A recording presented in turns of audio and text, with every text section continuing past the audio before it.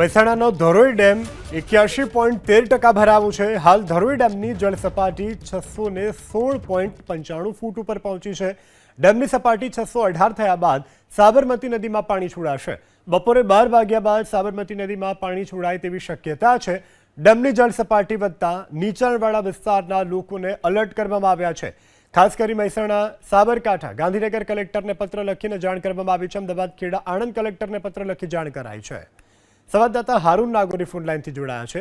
જી હારૂન, શું વધુ વિગત? ઉત્તર ગુજરાતનો જીવાદોરી સમાન મહેસાણાનો ધરોઈ ડેમ 81.13% ભરાઈ ગયો છે, જેની હાલની જળ સપાટી 617 ફૂટ આસપાસ પહોંચી છે।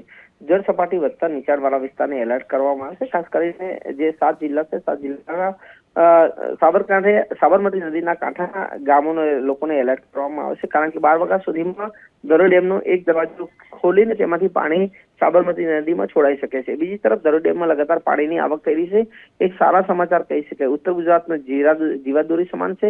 ખાસ કરીને મહેસાણા, બનાસકાંઠા, સાબરકાંઠા, ગાંધીનગર સહિતના જિલ્લાને પીવાનું તેમજ સિંચાઈ માટે આ ડેમ પાણી પૂરું પાડે છે। ત્યારે ધરોઈ ડેમમાં લગાતાર પાણીની આવક થઈ રહી છે અને હાલમાં જળ સપાટી છે તે 617 ફૂટ આસપાસ પહોંચી છે। 681.13% જેટલો ધરોઈ ડેમ ભરાઈ ગયો છે। એટલે કહી શકાય કે ધરોઈ ડેમમાં પાણીની આવક થતા બપોર સુધીમાં ધરોઈ ડેમનો દરવાજો ખોલીને તેમાંથી પાણી છોડી શકાય છે।